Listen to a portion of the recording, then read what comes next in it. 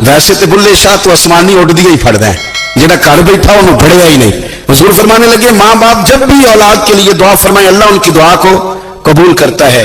آپ اپنا تعلق بنائیں، دعا کے ساتھ، عبادت کے ساتھ، مصلی کے ساتھ رشتہ بنائیں، استغفار پڑھیں۔ صلاح الدین ایوبی صلیبی جنگوں میں تھے،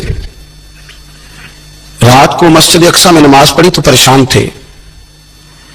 ایک بزرگ سے ملاقات ہوئی تو وہ کہنے لگے کہ آپ بڑے پریشان ہیں۔ کہنے لگے حضور پریشان اس لیے ہوں کہ پہلے ہی مسلمان کمزور ہے، اب میں نے سنا ہے دشمن کا ایک بحری بیڑا وہ جنگی سامان سے بھرا ہوا آ رہا ہے، تو اب ان کے پاس اور تلواریں اور نیزے آ جائیں گے، مسلمانوں کے پاس پہلے ہی وسائل کی کمی ہے، پریشان ہو کس طرح کر کے مقابلہ کریں گے؟ یہ بات کہتے ہی صلاح الدین ایوبی نے بزرگوں سے کہا حضور آپ بھی دعا کرنا، دعا کی بڑی طاقت ہے۔ میرے نبی پاک نے فرمایا دعا مومن کا ہتھیار ہے، دعا مومن کا حضور نے فرمایا تقدیر کو سوائے دعا کے کوئی چیز نہیں بدل سکتی، دعا مومن کا ہتھیار ہے، یہ کافر کے پاس کوئی نہیں، یہ ہتھیار ہے مومن کا۔ اللہ کرے آپ کو سمجھ آئے، پھر سنیں کئی بار کہہ چکا ہوں یہ ہتھیار ہے، کافر کے مقابلے میں جو تیرے پاس سب سے بڑا ہتھیار ہے وہ دعا ہے۔ دعائیں کرانی چھوڑ دی، کرنی چھوڑ دی، لینی چھوڑ دی۔ حضرت سیدنا انس بن مالک رضی اللہ تعالیٰ عنہ فرمایا کرتے تھے میں نے وہ رنگ دیکھا ہے جب حضور دعا مانگتے تھے اور حضور کی مقدس آنکھوں میں آنسو بھی ساتھ ہی بہا کرتے تھے، میں نے وہ انداز دیکھا۔ تو صلاح الدین ایوبی بزرگ سے کہنے لگے آپ بھی دعا کیجیے، اور خود رونے لگے اور سر سجدے میں رکھ کے رونے لگے، اور عشاء سے لے کر فجر تک روئے، خوب روئے۔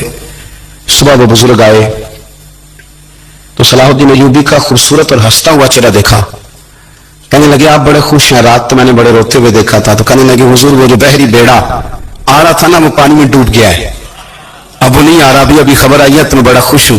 بزرگ کہنے لگے اٹھ سینے سے لگ اور سن ایک بات، وہ بحری بیڑا پانی میں نہیں ڈوبا، وہ تیرے آنسوؤں میں ڈوب گیا ہے۔ وہ جو تو رات رویا ہے نا رب کریم کی بارگاہ میں تو وہ ڈوب گیا ہے۔ بھائی اپنا مصلی کا، عبادت کا، وظائف کا، اللہ اللہ کا سلسلہ اس کو مضبوط کرے، اپنی دعاؤں کے تعلق کو مضبوط کرے۔ دعائیں بڑے انقلاب برپا کر دیتی ہیں۔ ہم تھوڑے تھوڑے نا جب سے خشک ہوئے ہیں نا، خشک، اور میری تو جماعت ہی صوفیاء کی جماعت تھی، ہم تو داتا علی اجمیری کی جماعت سے، ہم تو خواجہ اجمیری کی جماعت سے، ہم تو شیخ احمد فاروق سرہندی کی جماعت سے، ہم تو صوفیاء کی جماعت۔ ہمارے ہاں تسبیحات پڑھ لی جاتی ہیں اگر کبھی موقع ملے، لیکن وہ خاص انہماک، وہ خاص شوق، وہ خاص ذوق اللہ تبارک و تعالیٰ کی عبادت کا، ایک ہوتا ہے نماز پڑھنا، ایک ہوتا ہے اہتمام کے ساتھ نماز پڑھنا، یعنی ذرا وقت پہ اٹھنا، ذرا صحیح کر کے وضو کرنا، ذرا شوق سے مصلی بچھانا۔ ایک ہوتا ہے تسبیح پڑھ لینا اور ایک ہوتا ہے ذرا تھوڑا سا نا شوق کے ساتھ اللہ کو یاد کرنا۔ آپ کبھی جو میں نے آیت کریمہ پڑھی اس کی آپ شان نزول دیکھیں، نبی کریم صلی اللہ تعالی علیہ وسلم کے نا کچھ صحابہ اللہ کی محبت کے شوق میں حضور کی بارگاہ میں حاضر ہوئے، انہوں نے آ کے عرض پتہ کیا کیا، عرض کرنے لگے یا رسول اللہ صلی اللہ تعالی علیہ وسلم سالوں بیت گئے ہیں سجدے کرتے ہوئے، حضور سالوں بیت گئے ہیں تسبیح پڑھتے ہوئے، سالوں بیت گئے کہتے ہوئے کہ سبحان اللہ وہ پاک ہے، ہمیں سالوں بیت گئے یہ کہتے ہوئے کہ اللہ اکبر وہی سب سے بڑا ہے، سالوں بیت گئے کہتے ہوئے کہ الحمدللہ ساری تعریفیں اللہ کے لیے، سالوں بیت گئے اس کی تسبیح کرتے، تحلیل کرتے، تکبیر کہتے۔ حضور اب نہ ہمارا اپنے رب سے ملنے کو جی چاہتا ہے، کبھی ہے حقیقت منتظر نظر آنا لباس مجاز میں، لاکھوں سجدے تڑپ رہے ہیں میری جبین نیاز میں۔ اور اقبال کہنے لگے کہ تیرے عشق کی انتہا چاہتا ہوں، تو میری سادگی دیکھ کیا چاہتا ہوں، میرا ذرا سا تو دل ہے مگر شوق اتنا، میں وہی لن ترانی سنا چاہتا ہوں۔ میرا بھی دل کرتا ہے کہ اللہ میں تجھے کہوں میں تجھے دیکھنا چاہتا ہوں جس طرح حضرت موسیٰ کلیم علیہ السلام نے کہا تھا، اور تو مجھے کہے کہ لن ترانی تو نہیں دیکھ سکتا، ذرا سا تو دل ہے مگر شوق اتنا، میں بھی وہی لن ترانی سنا چاہتا ہوں۔ پھر کہنے لگے بھری بزم میں راز کی بات کہہ دی، بڑا بے ادب ہوں سزا چاہتا ہوں۔ دیکھو سب لوگوں کے بیچ میں نے یہ کہہ دیا۔ میرے عزیز صحابہ نہ شوق میں، کتنے سارے لوگ ہیں آپ، کتنی ماشاءاللہ بڑی تعداد میں آپ آئیں، ہم بھی کبھی اس شوق میں گئے ہیں کہ ہمارے رب کو دیکھنے کو دل چاہتا ہے، ہمارا جی چاہے وہ کبھی ہمیں ملے، ہم کبھی اس کی زیارت کریں، اس کی بارگاہ کرم میں ہم حاضر ہوں، صحابہ نے عرض کیا یا رسول اللہ صلی اللہ علیہ وسلم ہمارا رب کہاں ہے؟ ہمارا نا اپنے رب کو دیکھنے کو جی چاہتا ہے۔ جب صحابہ نے یہ عرض کیا تو اللہ نے قرآن مجید نازل کیا، فرمایا وَإِذَا سَأَلَكَ عِبَادِي عَنِّي فَإِنِّي قَرِيبٌ، محبوب جب میرے بندے آپ کی بارگاہ میں آ کے میرے بارے میں پوچھے نا تو ان سے کہہ دینا میں ان کے قریب ہی ہوں، قریب ہی ہوں۔ دلیل کیا ہے؟ بھائی اذا دان، یہ جب بھی مجھ سے دعا مانگیں گے میں ان کی دعاؤں کو قبول فرماؤں گا، میں ان کے قریب ہوں، میں ان کے قریب ہوں۔ یہ جب بھی دعا مانگیں گے نا میں قبول کروں گا، میں ان کے قریب ہوں۔ اللہ تبارک و تعالیٰ کے بندے اللہ سے محبت کرتے، رب کی بارگاہ میں جھکتے، اس کو اپنے دکھ سناتے، اس کے پیارے محبوب صلی اللہ تعالیٰ علیہ وسلم کا وسیلہ لے کے اس کے حضور حاضر ہو جاتے، پیشانیاں سجدوں سے روشن ہوتی۔ ہم نہ ہر چیز کے لیے وقت نکالتے ہیں، ہر چیز کے لیے، لیکن عبادت کے لیے وقت نہیں نکالتے۔ ہر شے آباد ہے، ہر شے، ہماری فیس بک بھی آباد ہے، واٹس ایپ بھی آباد ہے، ہمارے ٹویٹر بھی آباد ہیں، ہماری ہر چیز آباد ہے۔ سب سے کم آباد ہمارا مصلی رہ گیا ہے، سب سے کم۔ وہ لوگ اب ڈھونڈنے سے ملتے ہیں جن کی بغل میں مصلی ہوتا تھا۔ میرے بھائی آپ کتنا کو دنیا کے پیچھے بھاگو گے تھکا دے گی، کتنا دولت کے پیچھے بھاگو گے تھکا دے گی۔ آپ جب اپنی زندگی میں جمع تفریق کرو گے نا تو مرتے وقت احساس ہوگا کہ سارا کچھ تو لوگوں کے لیے کیا، اپنے لیے تو کر ہی کچھ نہیں سکے۔ اور ہم عبادت کے معاملے میں بہانے بازی بھی کرتے ہیں۔ ہم کہتے ہیں خو رزق کمانا بھی تو عبادت ہی ہے نا، میں حلال روزی کے لیے جا رہا ہوں، یہ بھی تو عبادت ہے نا۔ میری طرح کے لوگ کہہ دیتے ہیں کہ میں سویرے اٹھ کے مدرسے میں کچھ اسباق دیکھتا ہوں تو یہ بھی تو عبادت ہے، میں بیان کرنے کے لیے مطالعہ کرتا ہوں تو یہ بھی تو عبادت ہے نا، اتنے لمبے سفر کر کے ملک میں دنیا میں گھومتا ہوں تو یہ بھی تو میں عبادت ہی کر رہا ہوں۔ اب اسپیشل نفلوں کے لیے وقت کس نہ نکلے، اسپیشل کر کے تسبیح میں کیسے چلاؤں، میں سارا کچھ ہم بہانے بنا لیتے ہیں نا۔ میرا سوال یہ ہے کہ یہ ساری باتیں صحابہ کو، نبی کریم کو، دیگر لوگوں کو بھی تو پتہ تھی نا، لیکن آپ غور تو کریں 23 سال حضور کو وقت ملا، مختصر وقت ظاہراً تبلیغ کرنے کے لیے، پوری دنیا میں دین نہیں پھیلانا ہے۔ گھر میں 11 ازواج ہیں، 4 بیٹیاں ہیں، ان کی اولادیں، سارے کام کاج بھی دیکھنے ہیں، لیکن سیدہ طیبہ طاہرہ حضرت عائشہ صدیقہ رضی اللہ تعالیٰ عنہ فرماتی ہیں سارا دن تبلیغ کرتے، ہر غلام کے دکھ سنتے، گھر میں آتے تو اپنے گھر والوں کا خیال کرتے، کام میں ہمارا ہاتھ بٹاتے۔ قربان جاؤں، کہتی ہے زمانہ سارا سو جاتا لیکن آمنہ کے لال مصلی بچھا لیتے۔ دنیا سو گئی، ساری سب سو گئے، جو خدام تھے، وہ جو غلام تھے وہ سو گئے۔ صحیح مسلم میں لفظ ملیں گے، سیدہ پاک فرماتی ہیں او میرے نبی کے غلاموں، میں نے یہ رنگ بھی دیکھا ہے کہ حضور نے اتنا کھڑے رہے، اتنا قیام کیا، اتنا قیام کیا کہ مقدس پیروں میں ورم آ گئے، سوج گئے پیر، اتنے بڑے۔ دل پہ ہاتھ رکھ کے نہیں بتا سکتا کہ میرے کبھی نماز میں پیر سوج گئے، کوئی نہیں بتا سکتا۔ بچوں کی روٹی کماتے تھک گئے بات الگ ہے، ہم سیر کرنے گئے تو تھک گئے بات الگ ہے، لیکن عبادت میں یہ بھی تو مسلم شریف ہے نا، یہ بھی تو دین ہے نا، یہ بھی تو حضور کی سنت ہے، یہ بھی تو وہ چیز ہے جو کریم کی آنکھوں کی ٹھنڈک ہے۔ سیدہ فرماتی ہیں پیروں میں ورم آ گئے، اور ساری رات ہی حضور نے نماز پڑھی اور ایک ہی آیت بار بار دہرائی۔ مسجد نبوی میں بلال حبشی نے فجر کی اذان دے دی اور حضور ابھی مصلی پہ تھے، کریم فارغ ہوئے۔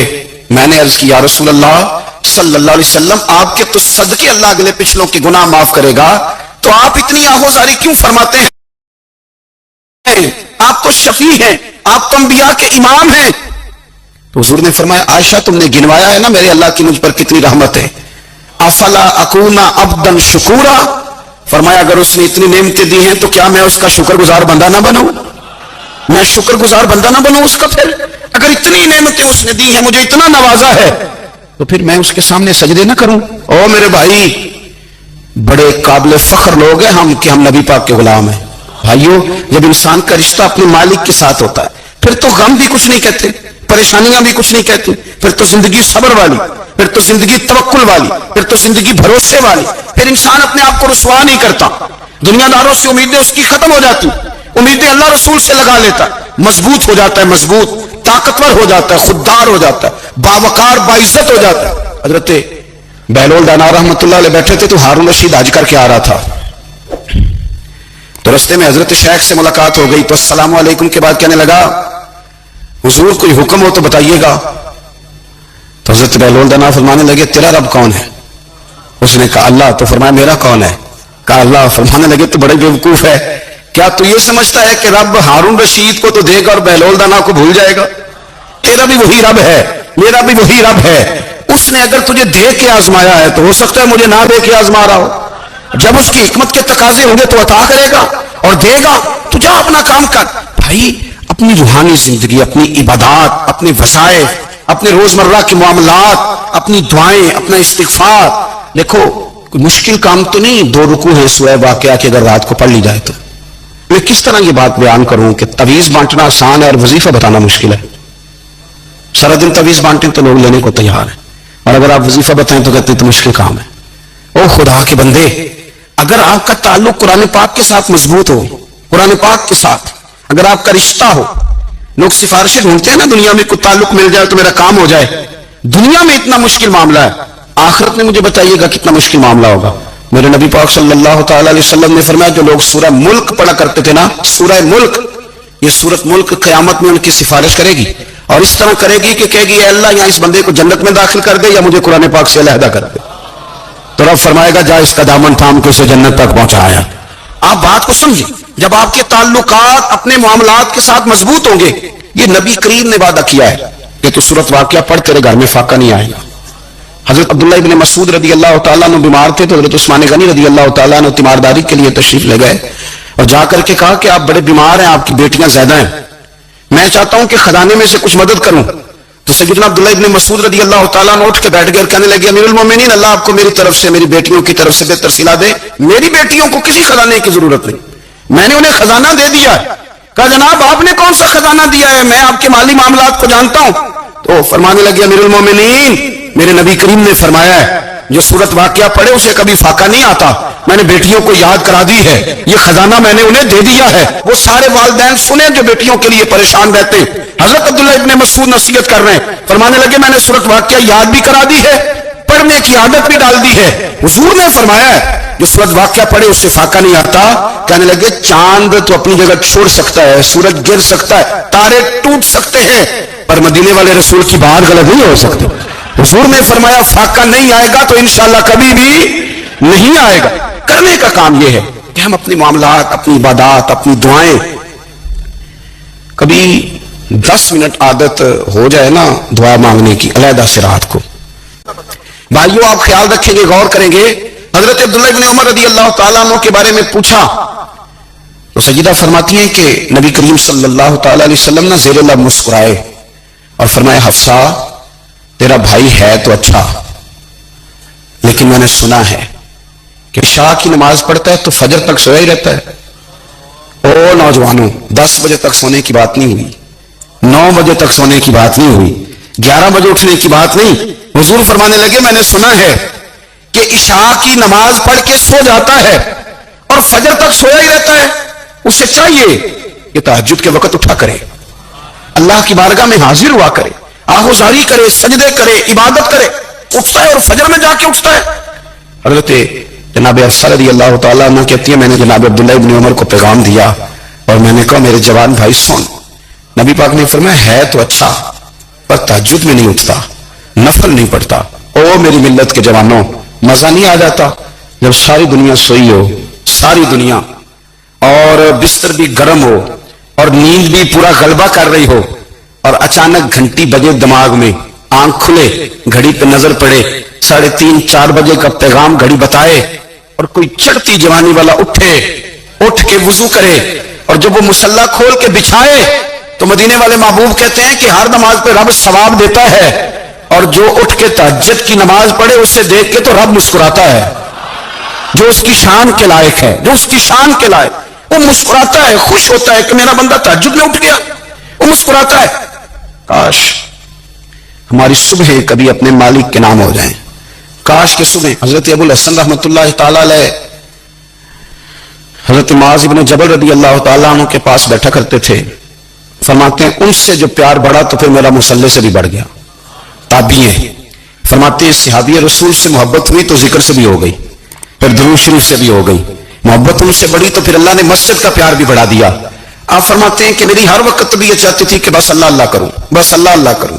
बस ना मैं जरा थोड़ी जान छुड़ाऊं लोगों से, 10 मिनट मिले तो मैं कुछ 4 नफल पढ़ लूं, मैं थोड़ा सा ना बचूं लोगों से और मुझे तस्बीह मिले तो मैं ना कुछ 400-500 दफा इस्तिगफार पढ़ूं, सुभान अल्लाह, अल्हम्दुलिल्लाह, अल्लाहु अकबर, ला हौला वला कुव्वता इल्ला बिल्लाह, मैं ना तस्बीहात पढ़ूं। फरमाते हैं कि बच्चे थे घर में 6-7, गुर्बत थी, काम मिलता कोई नहीं था। मैं काम चोर नहीं था, काम ढूंढता था, पर अल्लाह की कुदरत के काम नहीं मिलता था।